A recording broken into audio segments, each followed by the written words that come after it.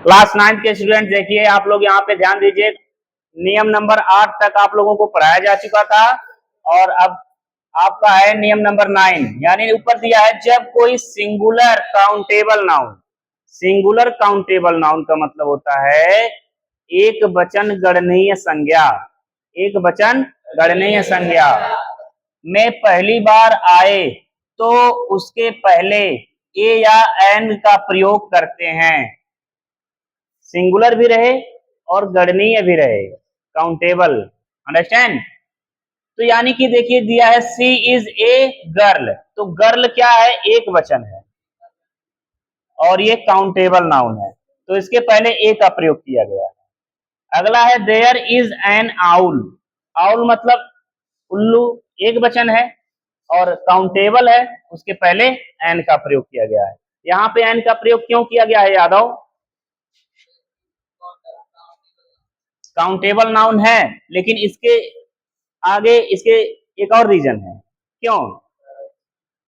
Vowel है, ये vowel है, ठीक है। अगला है आई हैव एन ऑरेंज, क्योंकि ये वावल है।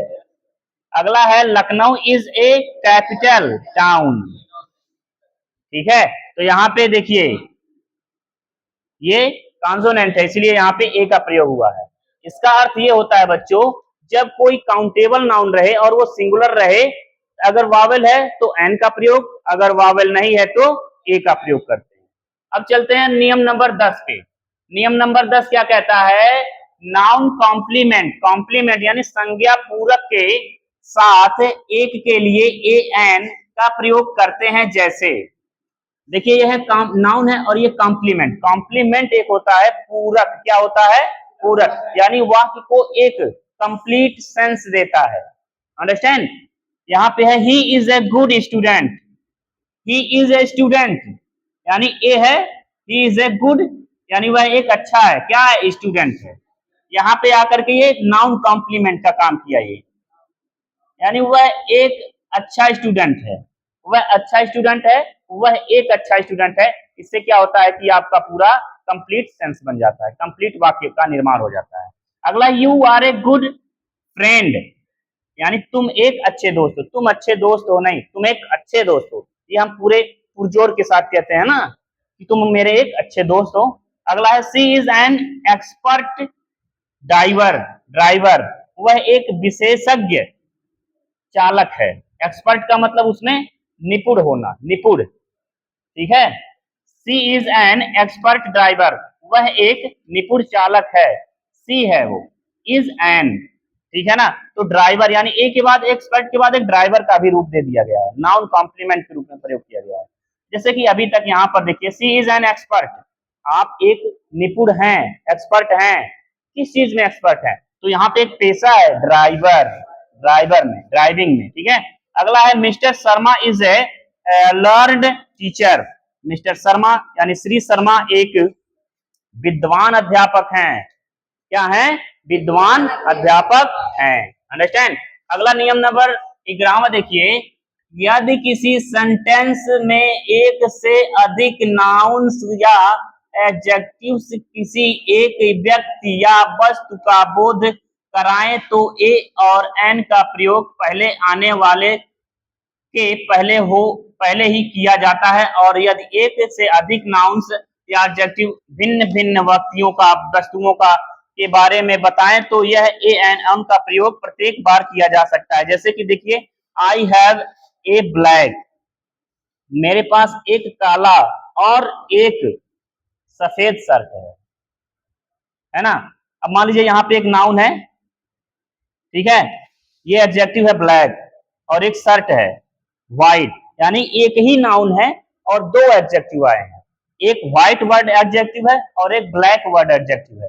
तो यानी एक ही एडजेक्टिव के पहले दी का प्रयोग हुआ है, यानी शर्ट एक है, दो कलर है, शर्ट ही है भैया, क्या है? शर्ट ही है, यानी नहीं पैजामा है, पैंट नहीं है, खाली शर्ट है, एक व्हाइट है और एक ब्लैक है। अगला है आई हैव ए ब्लैक, मेरे पास एक काला और एक ए व्हाइट, यानी कि यहाँ पे दो हो गया, तब यहाँ पे ए का प्रयोग किया गया है। अगला है here is an old and cruel man, यहाँ एक निर्दयी और बूढ़ा व्यक्ति है। यहाँ एक निर्दयी और बूढ़ा व्यक्ति है। अंडरस्टैंड। अगला है here are an old man and a cruel man. अब देखिए यहाँ पे आपको कुछ सिमिलरिटी दिखाई दे रही है। सिमिलरिटी का मतलब यहाँ पे हुआ here is an old and cruel man, तो यहाँ पे आर का प्रयोग नहीं हुआ, यहाँ पे इज का प्रयोग हुआ। Here are an old man and a cruel man, यानी कि यहाँ पे दो नाउन दे दिया, दो नाउन दे दिया है ना, मैन मैन दो नाउन दे दिया है, इसीलिए यहाँ पे आर का प्रयोग हुआ।